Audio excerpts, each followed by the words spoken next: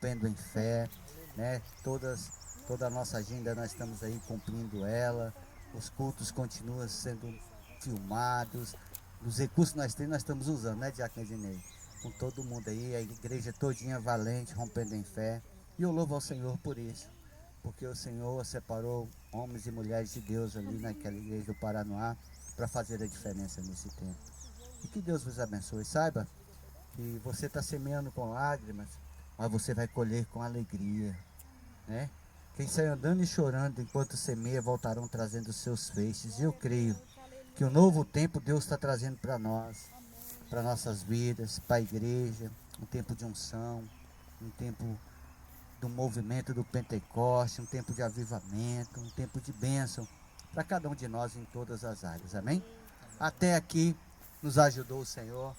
E eu creio que daqui para frente o Senhor também vai continuar nos ajudando, nos guardando, nos protegendo e nos abençoando. Amém? Eu quero comunicar à igreja que o governador, né, fez um decreto lá, liberando as igrejas agora para voltar a funcionar novamente, graças a Deus, né? E eu creio que até quinta-feira a gente já vai estar organizado lá, para que quinta-feira a gente já comece o nosso culto presencial lá, culto de milagre, domingo pela manhã, domingo à noite. Eu não sei se domingo pela manhã a gente já vai estar, né, porque eu tenho que ver com a pastora certinho, mas domingo à noite a gente já vai estar reunindo lá, se Deus quiser, na igreja. Amém? Você pode dar um glória a Deus por isso? Glória a Deus. Né? Eu já estou com saudade, né, pastor? O pastor já está indo lá, já na igreja, lá na sede, porque, Já há mais de mês. né, há mais de mês lá está uma bênção lá, já está funcionando. Mas nós, gente, vocês não sabem como é difícil chegar na igreja, gravar um culto e ver ali só os irmãos que estão participando para poder gravar aquele culto. E é maravilhoso chegar assim, ó, ver você, ouvir a sua voz dando glória a Deus, um aleluia, faz toda a diferença. Amém? Então domingo que vem à noite, nós já estaremos lá. Quinta-feira também a gente vai estar lá já, com culto presencial na igreja. Amém? E você que deseja ofertar e dizimar na casa do Senhor, eu glorifico ao Senhor por toda a igreja que tem, apesar das portas estarem fechadas, né? A maioria não deixou de contribuir com a igreja, não deixou de estar ofertando ali, né? Sabe, compreende esse ato de fidelidade ao Senhor. Que Deus te abençoe por isso, irmão, sabe? E nós temos honrado todos os compromissos que nós temos da igreja em dias. E tem sido uma benção. Então, se você continua assim, se você quer ofertar e dizimar, né? Se você trouxe aí após o culto, você pode entregar ali para os diáconos, tesoureiros da igreja, né? E também, se você desejar, você pode fazer pela conta da igreja, que a gente está postando lá todos os cultos no vídeo. Se você quiser o número da conta hoje, se você ainda não tem, os diáconos estão ali, ele pode passar para vocês. Amém? Mas não deixe de contribuir, não. E quero também parabenizar a igreja pela grande iniciativa que vocês tiveram, né, pelo movimento que vocês fizeram aí essa semana, contribuindo com aqueles alimentos. Nós conseguimos 11 cestas, né, Diaconisa Andréa? Né, cada um fez ali esse movimento e foi uma bênção. Louvo ao Senhor pela pessoa que Deus colocou no coração para fazer esse movimento ali. Que Deus abençoe grandemente, né, a vida dessa pessoa. Se eu não me engano, foi a diaconisa Zilda, não foi? Deus te abençoe, viu, diaconisa Zilda? É assim. Sabe o que eu fico com o coração jubilando? Viu? É porque Deus tem levantado pessoas que têm feito diferença nesse tempo. É pessoas orando, é pessoas visitando, é pessoas contribuindo, né? Pessoas que nunca mexeu com a internet, com nada ali, está ali lutando, está ali fazendo para que os cultos possam ser transmitidos. Rapaz, Deus tem levantado pessoas maravilhosas para poder estar fazendo nesse mundo. Deus é fiel. Que Deus continue te abençoando. Vamos continuar assim, firmes, né? A luta não parou, pelo contrário, vai continuando aí, mas a gente vai rompendo em fé e eu creio que Deus já liberou a vitória para cada um de nós. Amém? Glória a Deus. Sem mais, eu quero aqui passar a palavra para o pastor, porque nós não temos iluminação aqui a não ser da lua. E que Deus abençoe a sua vida, viu? Amém. Oi?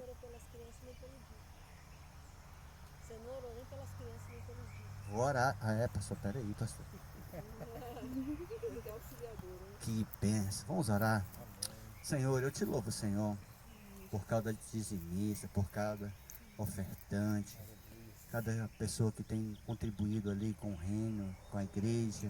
Senhor, que o Senhor esteja abençoando a vida dos teus servos. Sabemos, ó Senhor, que tem alguns que estão passando até dificuldade, mas não deixa de estar ajudando a obra. Senhor, que o Senhor esteja mandando ali a provisão para os teus servos, que não falte nada a cada um deles, principalmente nessa área, na área financeira, no seu físico, Senhor, no seu emocional, Senhor, em nome de Jesus, no espiritual. Visita cada um, Senhor, libera bênção sem medida, transbordante e recalcada. Deus, cuida das crianças. Tua palavra diz que delas é o reino dos céus. Guarda elas, que apesar da igreja não estar funcionando para elas ainda no momento, mas que elas não fiquem, Senhor, sem ouvir a Tua palavra. E tudo aquilo que foi ensinado, Senhor, até os dias de hoje, que elas possam guardar, que não se perca. Senhor, não deixa que ninguém se desvie nem para a direita e nem para a esquerda, mas que elas cresçam, Senhor, nos Teus caminhos, Senhor, ministrada pelo Teu Santo Espírito, Deus, em nome de Jesus, Senhor. Assim eu te louvo pelas crianças, pelos dizimistas e por toda a igreja do Senhor, Deus, em nome de Jesus. Amém? Pastor Alexandre. Jéssica, qual é? Vai pra frente? Esse? Pode passar o álcool nele. Só passa um álcool. Uma semana. Tá tudo certo. Tudo guardado com o som do Senhor. Queridos, a graça e a paz do Senhor para os irmãos. Amém. Amém. Agora sim. Que bênção, né? Olha o privilégio que vocês estão tendo. Fazer um culto ao ar livre, num final de tarde, no meio da natureza. Isso é uma bênção de Deus. Quando o pastor Edson me contactou comigo essa semana, que ele falou que era aqui na chácara, eu fiquei pensando, será que é um acampamento? Aí depois que eu compreendi, falei, então o culto está fazendo o culto lá. E eu até pensei que estava retornando, porque culminou de ser juntamente no dia que o governador fez o decreto, né, autorizando as igrejas a retornarem, as igrejas menores, que só as igrejas com capacidade acima de 200 membros que estavam podendo fazer o seu culto, o que é uma verdadeira atrocidade, né? Muito ruim. Mas graças a Deus que isso já passou. Amém. E agora estamos numa nova dinâmica. Louvado seja o Senhor. Alguém lembra o que eu preguei a última vez quando eu estive aqui? Alguém lembra? Ninguém lembra? Olha a sua volta e sinta esse silêncio. Sinta esse mover de Deus, que Deus também fala no silêncio. Eu falei sobre o silêncio de Deus a última vez que nós estivemos aqui na igreja do Paranoá. Eu gostaria que os irmãos abrissem as suas Bíblias no livro de Jó. Jó capítulo 1, versículos 18 e 19. Trago aqui uma saudação da minha esposa, da minha família. Minha esposa que ela tem lúpus, né? Então, devido a toda essa comorbidade, ela tem evitado estar saindo, até mesmo na igreja, só eu estou indo. Ela está ficando em casa, enquanto tiver aí essa situação, né? Mas Deus tem guardado, tem livrado, e louvado seja o nome do Senhor. Bom, diz assim a palavra do Senhor. Todos acharam? Amém? Estando ainda este falando, veio outro e disse: estando os teus filhos e tuas filhas comendo e bebendo vinho em casa de seu irmão primogênito, eis que um grande vento sobreveio da além do deserto e deu nos 4 cantos da casa e caiu sobre os jovens e morreram. E só eu escapei para trazer-te a nova. Eu gostaria de falar hoje, queridos, compartilhar com os irmãos sobre um pedacinho da história de Jó.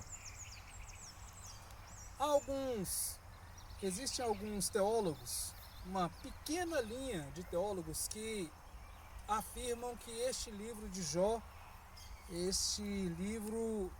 ele foi escrito, mas a história não ocorreu, dado o sofrimento e a situação de exemplo que existe nesse livro. Mas essa é uma pequena linha de teólogos. A grande maioria afirma e confirma que o livro de Jó não só ele foi escrito e instruído pelo próprio Senhor, como a história existiu, sendo esta a história mais antiga da Bíblia Sagrada. Fato é que nós não conseguimos perceber um sofrimento maior ou um desastre maior na vida de qualquer pessoa que passou por esta terra, além de Jó. Humanamente falando, sem ser a pessoa de Cristo Jesus, que se deu e morreu por todos nós, mas os acontecimentos na vida de Jó, as situações lastimosas, as situações, atrocidades que acometeram a vida de Jó, não há uma situação com tal precedente na Bíblia Sagrada e até mesmo na história do ser humano. Não há conhecimento de alguém que tenha perdido tanto, que tenha passado por tantas situações que não seja a pessoa de Jó. Então Jó é tido como, o seu livro e a sua história é tido como um exemplo de sofrimento e ao mesmo tempo também é tido como um exemplo de superação, um exemplo do que Deus pode fazer na vida de alguém quando alguém está realmente vivendo diante dele e tendo a sua vida baseada naquilo que Deus quer. Não há precedentes também de alguém que tenha sofrido e tido tanto prejuízo quanto Jó.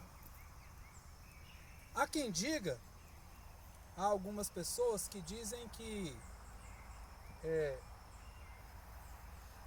Satanás mexeu na estrutura financeira de Jó,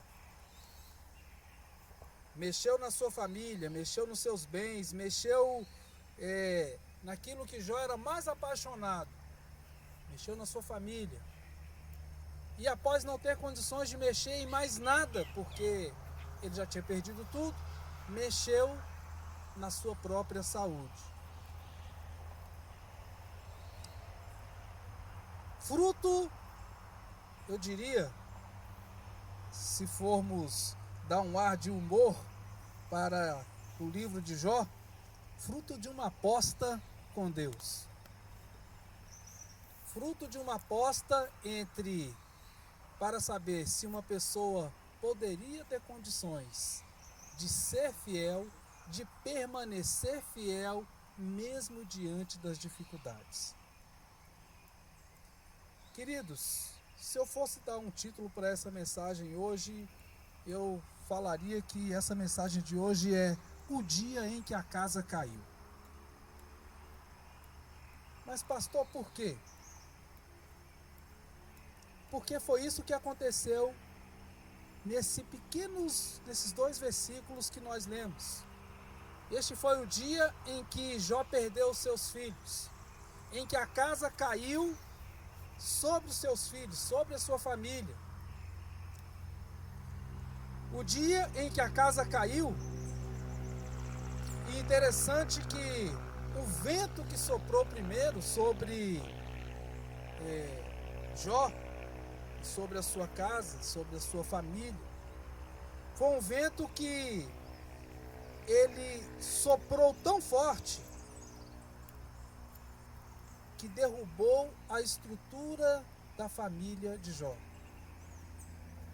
Derrubou também tudo aquilo que ele tinha. Foi uma coisa após a outra, foi acontecendo e foi derrubando como uma espécie de boliche onde alguém faz um strike, ou quase faz um strike, porque a única bola ou o único pino que ficou de pé foi o próprio Jó e a sua esposa, que lá pelas tantas deu mais dor de cabeça do que bênção, porque não tinha uma estrutura para aguentar firme e compreender os propósitos que estavam por trás de toda aquela provação. Por que eu estou falando isso hoje, queridos? Porque nós estamos vivendo dias onde nós temos sido provados. Estamos vivendo dias onde a nossa estrutura tem sido provada, os nossos lares têm sido provados, as nossas casas, os empregos, tantas coisas, tantas atrocidades que têm acometido pessoas, amigos, familiares. Talvez você não conheça ainda alguém de muito perto que tenha falecido com toda essa pandemia. Alguém aqui? Tem alguém de muito perto que faleceu? Graças a Deus, vocês não têm ninguém de muito perto. Nós já temos 2 pessoas muito próximas a nós que faleceram de Covid. Pessoas amigas, pais de amigos que faleceram. E é muito triste quando você vê toda uma estrutura familiar, toda uma vida, toda uma situação de pessoas e de famílias que, por tantas situações, poderiam estar vivas, mas que também, diante de toda essa situação, sucumbiram, não aguentaram. A casa de Jó, ou a casa dos filhos de Jó, caiu porque o vento foi forte demais. Mas havia um propósito por trás desse vento. É sobre isso que eu quero falar com vocês.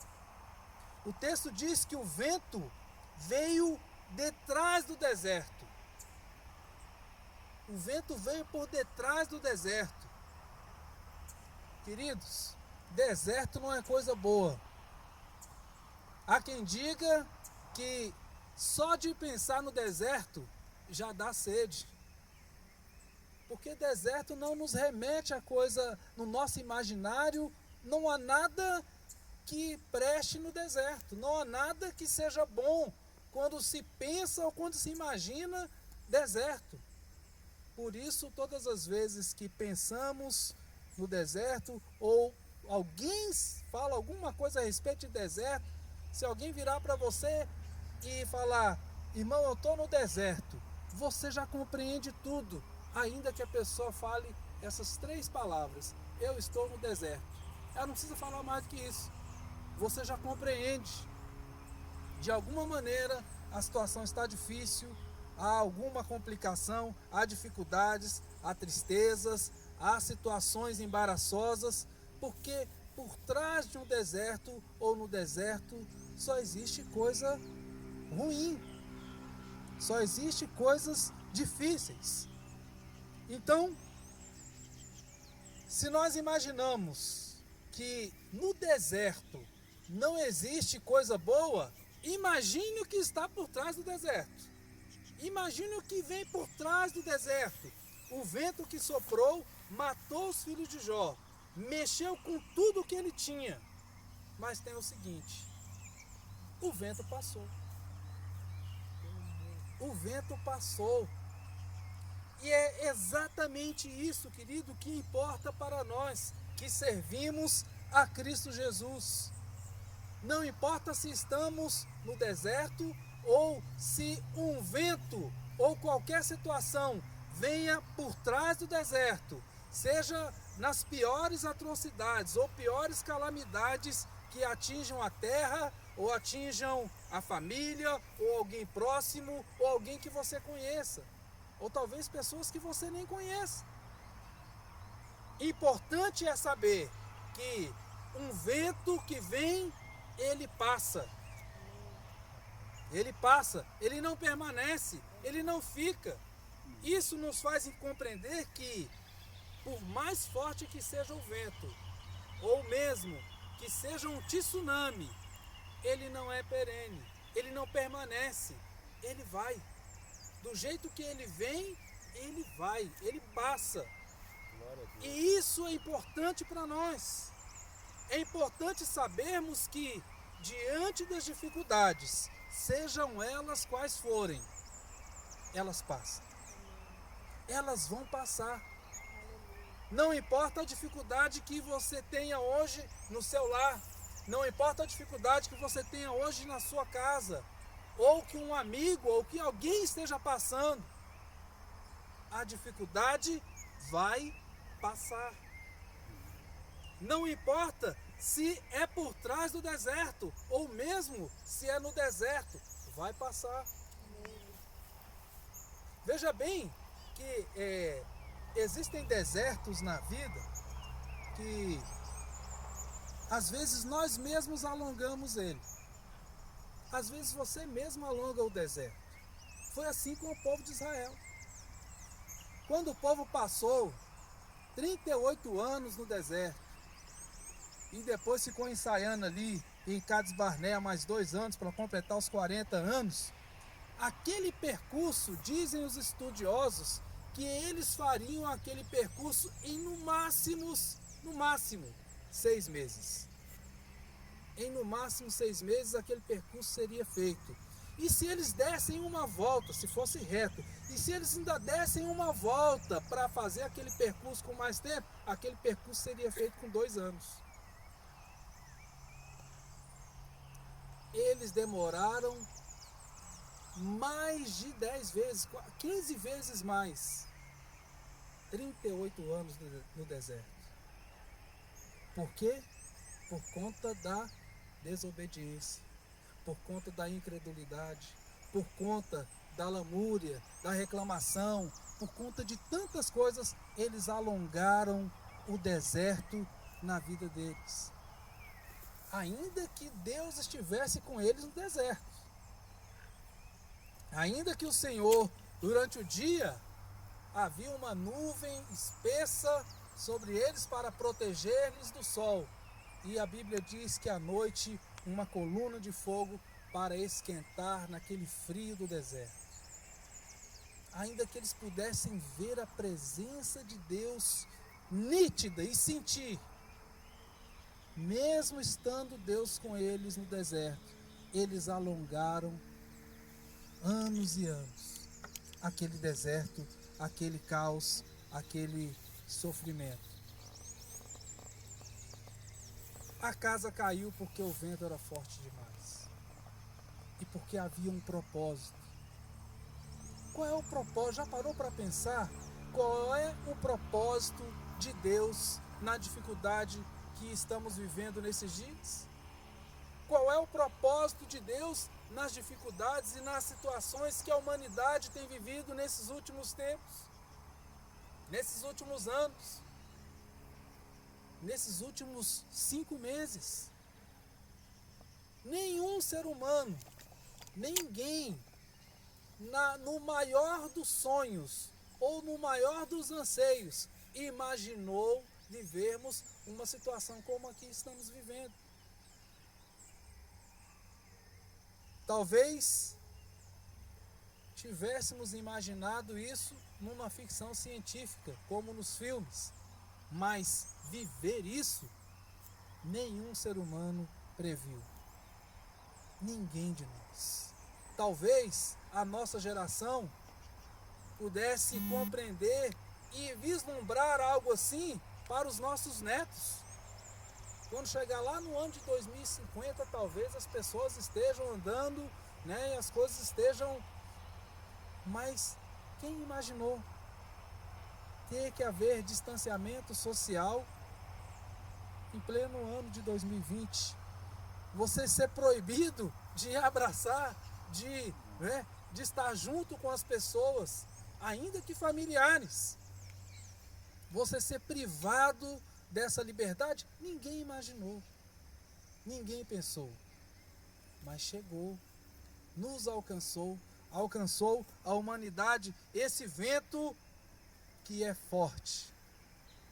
E é tão forte para alguns a ponto de ceifar a própria vida, a ponto de destruir a própria vida. O que eu quero que compreendamos, querido, é que não importa a dificuldade que você esteja passando, há um propósito na dificuldade. Não importa um vento ou o nível do vento, se ele derrubou uma pilastra, se ele derrubou uma casa, ou se ele derrubou um estádio, ou mesmo se ele derrubou um porto, como foi agora lá no Líbano, há alguns dias atrás, aquela explosão que praticamente acabou com aquele porto. E centenas de pessoas faleceram. Centenas de pessoas morreram. Há um propósito que, ainda que não compreendamos, existe um propósito em todas as coisas.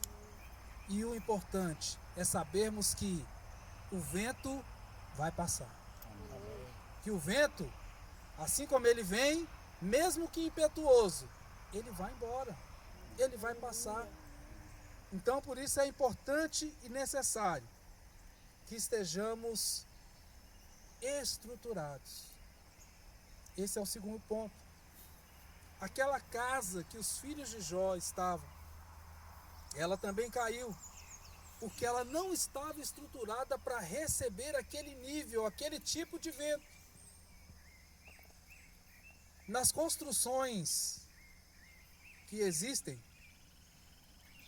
mundo afora, um único país até então que se preocupa, porque as suas condições, as condições do terreno, elas não são favoráveis para haver construções preparadas para terremotos. É o Japão.